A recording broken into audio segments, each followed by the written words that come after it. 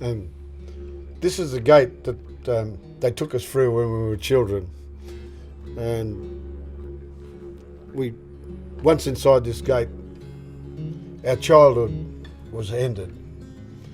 We was never to have any family love, never to have the pleasure of being a child again. They were treating us in a way that we couldn't understand.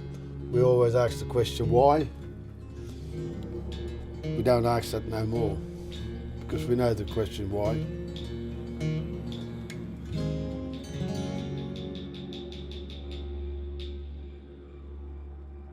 Can you do a clap for me, please? Cool, you got it. Yes, I'm James Michael Riddy Welsh, or number 36. I'm a survivor of the Kinchela Boys Home, where I was taken as children from my own land, which is Wongabong land, and my people are the protectors of the black duck. That's our totem. My name's Leslie Franks. I work at Kinchela Boys Home Corporation. It's my honour to do that, to look after the KBH survivors and their families. My father is a KBH survivor. His name is also Leslie Franks. We are Wannerua people, and then on my mother's side I'm Jabagai as well. So that's a little bit about me. Yes, I'm the oldest granddaughter of my grandfather, Les Franks, which was in Kinchela Boys Home, and I'm Wannerua descendant as well, and I'm Jabagai descendant from Queensland.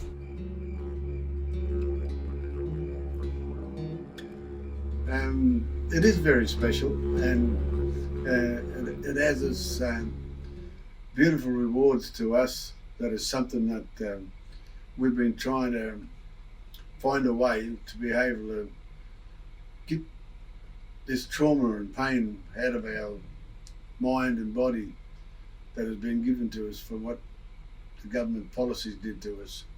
So this bus is the perfect thing for us to be able to move and come together and travel and tell stories about our trauma that we couldn't talk about one time because of fear of that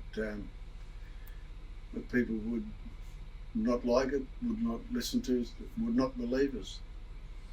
And we come through a journey of evil stuff and find it very hard to trust anybody, but we trust this bus when we're travelling with it.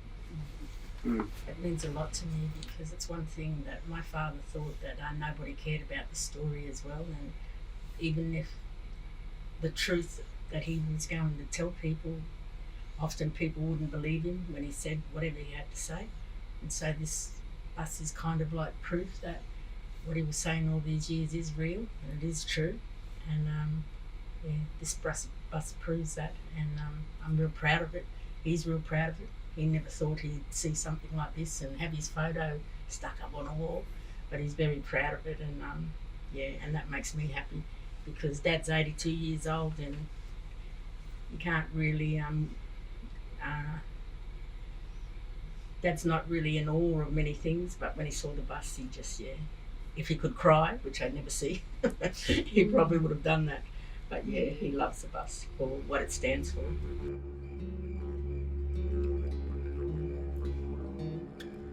Bloody hell. Yeah, it's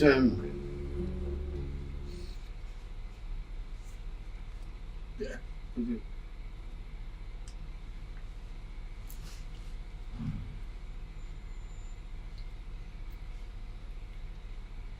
It's the journey back home that I've been waiting for all my life, even though I've been home sometime in my life. And I worked hard, did a lot of things in my hometown. I would have left it at a very early stage in my life again, and I fell in love and I married a young woman out there. But it's the journey home, and it's still waiting for it to be finalised and happen. Not only myself, but a lot of the other brothers do the same thing. So Naidoc is the only time that we come together as family is at funerals. And this is not a funeral. This is a gathering of a chance to be able to socialise with people that we couldn't, that weren't socialised and wasn't part of the way that we acted when we got out of that place, because when we opened up to talk to anybody, we didn't speak. We didn't speak the way that the community spoke. We didn't speak the way that our people spoke. We spoke in a way that I didn't know. It was different. But after years of being traumatised and going through a journey of alcohol abuse, I realised that it was a trauma, and the people that I've come in contact with are saying what my older people, my elders would say to me, that, you know, don't be so hard on yourself.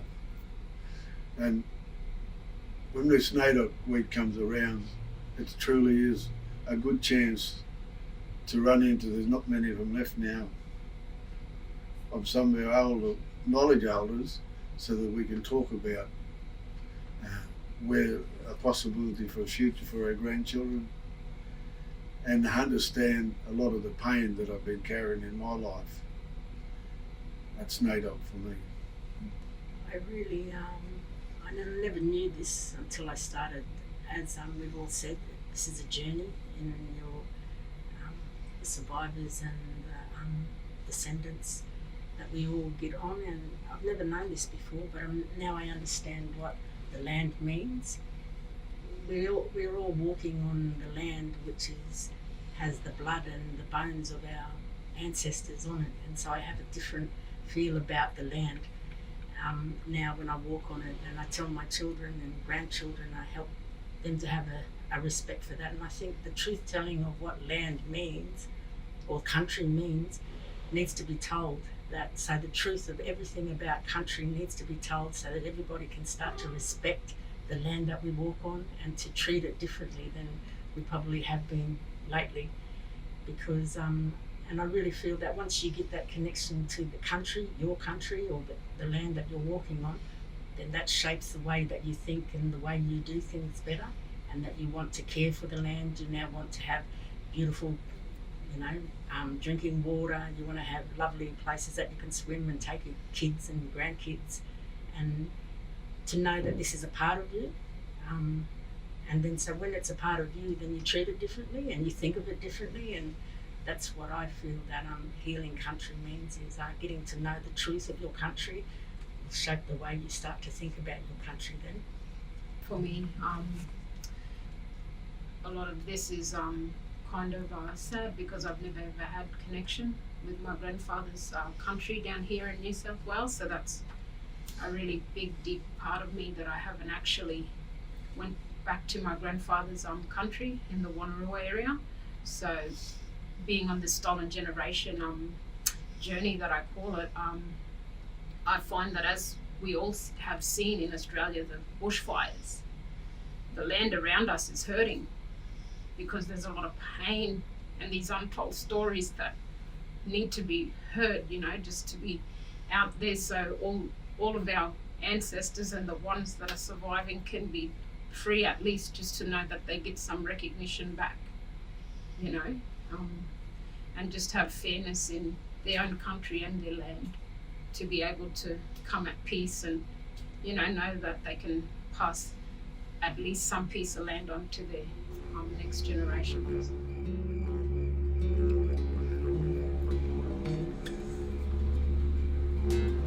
What needs to happen down there, and I think to feel that there are the stories, like daughters and nieces just spoke about himself, is unable to be, or weren't allowed to be able to stand up or be at the front, always been told, we're going to make you white, but at the moment you're a little black bee, you shut up and listen and do what you're told. And the floggings that we get, and the starvation that they would do to us, the abuse that they give us, physical and sexual, that all those stories need to be told, all those stories need to be presented in some way. And that site where we were taken to when we went through that gate, the gates of hell, some of the brothers called it, we knew it was an evil place once we went through there.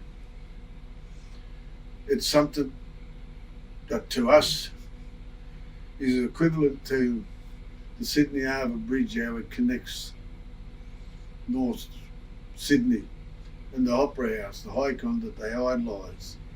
That place is a place that holds the power of our stories, the truth of our stories.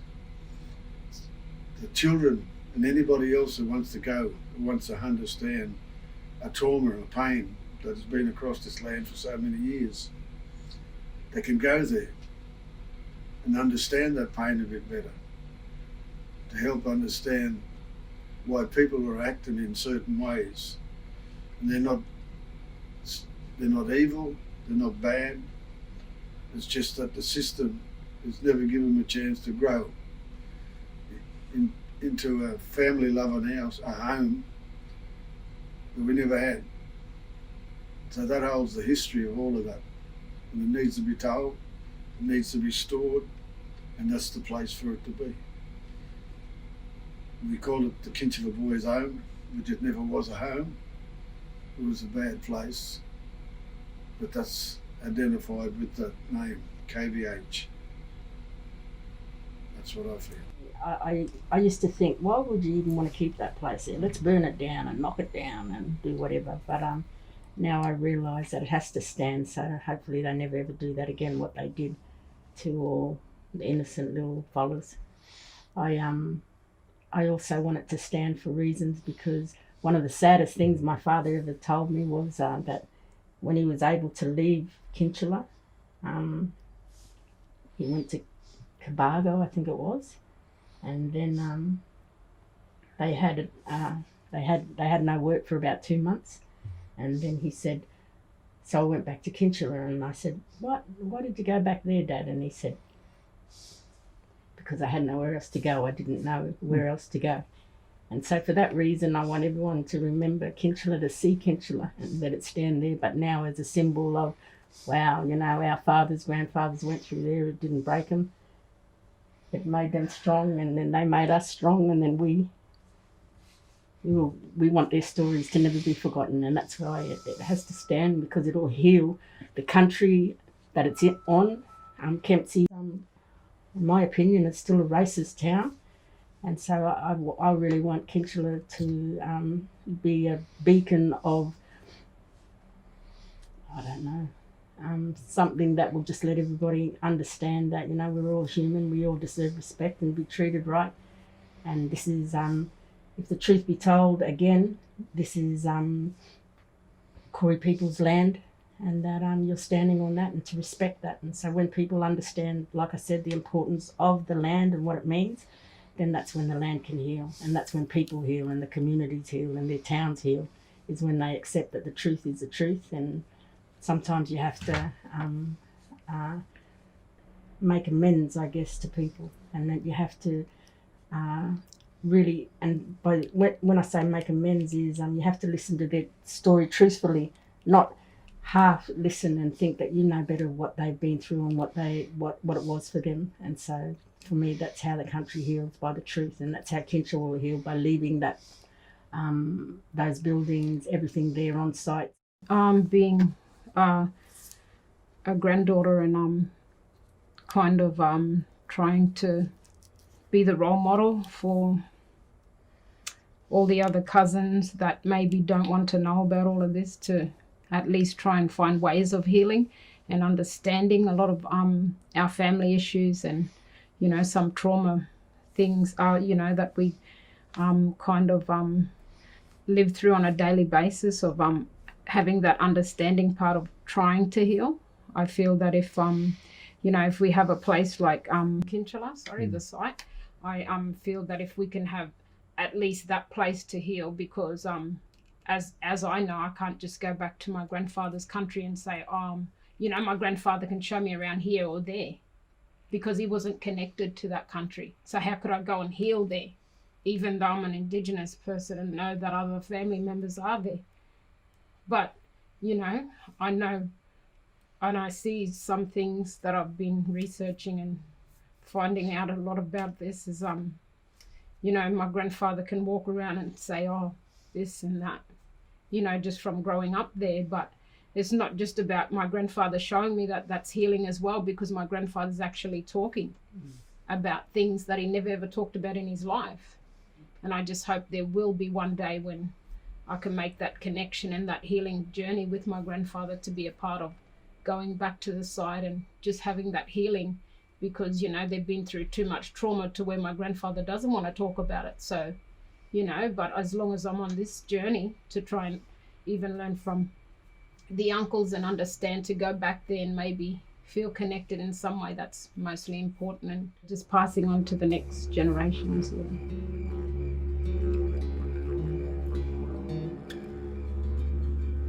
One of the things that I'm always on about is about rebuilding family structure. And to rebuild family structure, the truth needs to be told about what did happen, and the truth needs to be taught in the schools. So this bus, this is what, again, the power of this bus. It's the beginning of a journey, and we have so many of the other, you know, teachers that have come so far in this year, and students. And I truly believe that when we get to this educational part, down into the 5 and 6 year old children when they're going to school, I know then that in my mind and heart that 3 to 4 generations down the track, that this will be a better land to live on, and there'll be a better understanding of each and every race of people that's on this island. I'll explain it just in a little bit a way that people might find this a little bit hurting or confusing, but to me, this land that they call Australia, I never felt welcome to it. I never felt part of it, because they never allowed me to be part of it. They took me away from my people and my culture, my Wongabong land, where I was born. That's what this island was called. To each and every one of the people of this land and Indigenous people, this land was that. Then they named it Australia, put us all in the one big basket, and created a trauma. So this, and what we do here, what we talk about now that we couldn't talk about, is the truth and the only healing process that will heal the pain and the trauma that we carry across this land. When you look at our people, you might see a lot of dysfunction, I guess, for want of a better word. But if you know our history and the truth of our history, then you can get to know why a lot of our mob act out the way that they do, and understand that that's what it comes from. This isn't a life that we all wanted to have. For a lot of us, it was forced on our fathers and grandfathers, and so then they didn't get a chance to be real fathers and grandfathers, and they didn't know how to be. And so that kind of reflected on their parenting, I guess, and even my parenting. My father was in a stolen generation, and then I'm the mother, and this is my daughter. I know that I didn't know how to be a mother as well. So what I would say, like I said to everybody, that understanding and truth, getting to know the truth of who people are, is something that everybody should do, and then you will understand better, and then you will be more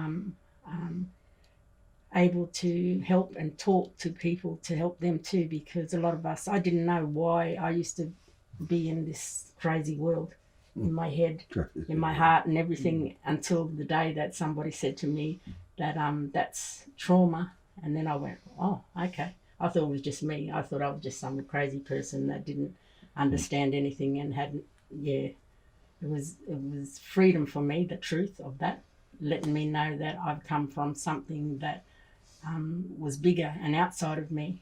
And then from that day to this, I said, okay, so it's not me, so that's good. At least it's not, I know it's not me. Now, I'm just not the crazy person. And then now I tell anybody, it's not you. This is what you do. You're acting out from your trauma. and then that's freedom, and then that helps people to realise that it's not them. And that's the best thing that I feel that we can do, is let people know the truth, so that then they have ways of handling their life from here on.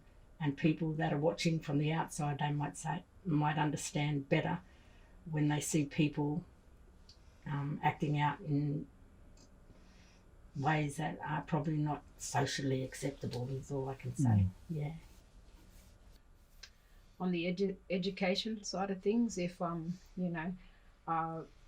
we went to school and we learned a lot about Captain Cook, what he's discovered, what his journey was. And why couldn't I read some stuff of what my grandfather's, there was a book or, something to do with education in school where their journey was coming out of, being taken away, and the journey that they had to try and, with all this trauma, confusion of trying to go back and at least, trying to say, who am I? To try and make that connection. So I just kind of feel that,